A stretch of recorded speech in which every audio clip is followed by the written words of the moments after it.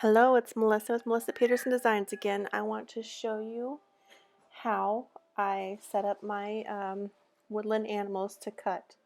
I use contact paper and it comes in 18-inch width. I can't remember how long it is. So I like to cut them whenever I can, 12 inches long, so I have a 12 by 18 inch piece. So I'm going to set my cutting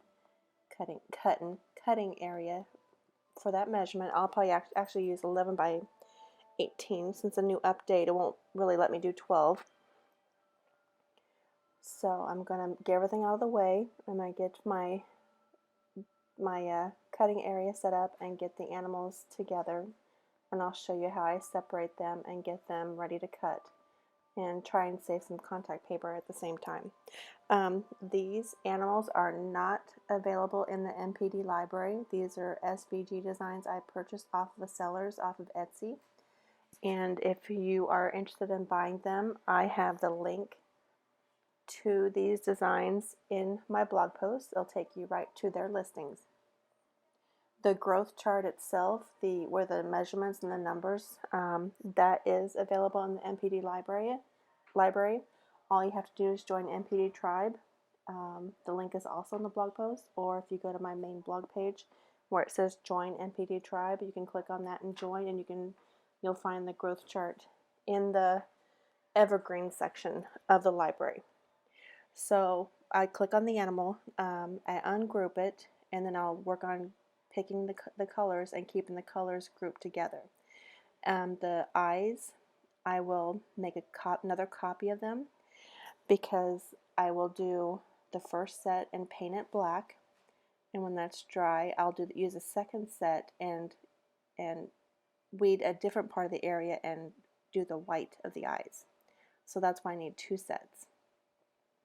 And I do that with every animal except for the raccoon. So now we'll do the deer. So I grab all the light colors after I ungroup the animal, the woodland animal. Sometimes it's a hit or miss. And set them aside. And I don't want to put anything inside that area, because I will actually cut that all together usually. And sometimes I'll even cut that apart and do the antlers separately and the hooves separately. So it just kind of depends. So the eyes and the nose are the same color, and they're already grouped together. I'll do the same thing with the eyes and make a copy of them. I won't repaint the nose when it comes time. I'll just use the first set of the eyes to paint the black, and the second set of eyes to paint the white. It just depends on what you weed when you do your stenciling.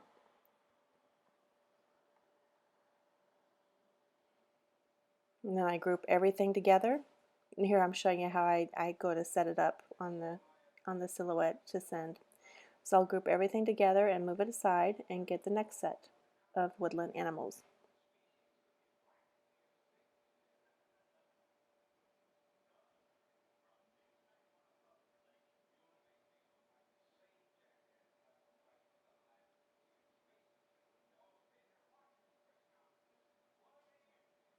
Okay, time to do squirrel.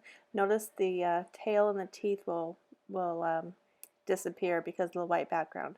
So once I get this separated, I'll just change the color of them a little bit so I can see where they're at when I'm working on the computer. And I'm just making them a light gray for here, for now. Okay, same thing, grab the light colors.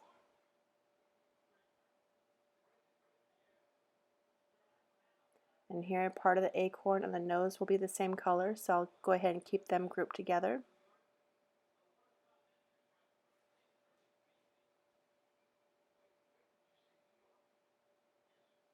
The top of the acorn will be a little bit different color, so I got to group that part together since those two aren't those two light colors there, because I'll want to make sure and keep them together when I paint. And there's the other half of the squirrel, the top part of the squirrel, and there's the eyes.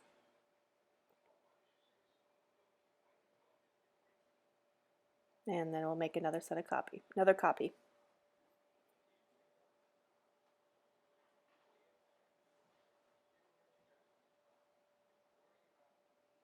So usually when I get the stencil cut, I'll go ahead and weed it as is and weed everything out that I need to weed out before I actually cut them apart, so that way I know where I'm cutting with my scissors. Okay, here's the raccoon. Grab the black.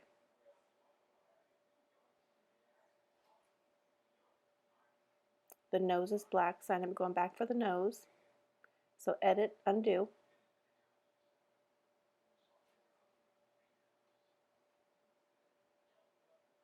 Let's try that again. Edit, undo. There we go. Then I'll grab the nose with it.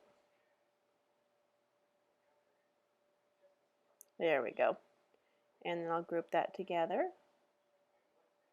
And I'll grab the mask. I don't need two masks, so I'll just do one mask. So this grouping is done.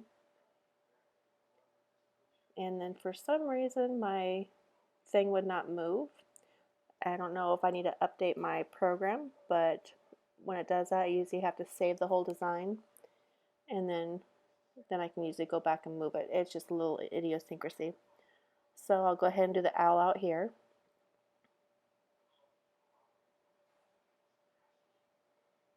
Ungroup it.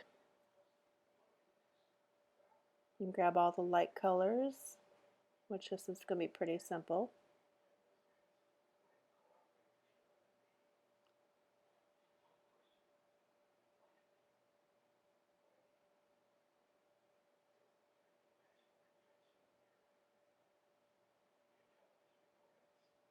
And then once I grab, yep, go back and edit, undo. Edit, undo is your friend. Grab the eyes, pull them aside, make a copy, and then this grouping will be done too. And I don't usually like cutting them all at the same time. I'll just cut one group at a time. That way I don't get the animals parts mixed up when it comes to stenciling, but that's up to you. If you do cut them, I would say as soon as you get them cut, write on the contact paper which animal they are in several areas, just in case, so you can keep them all straight.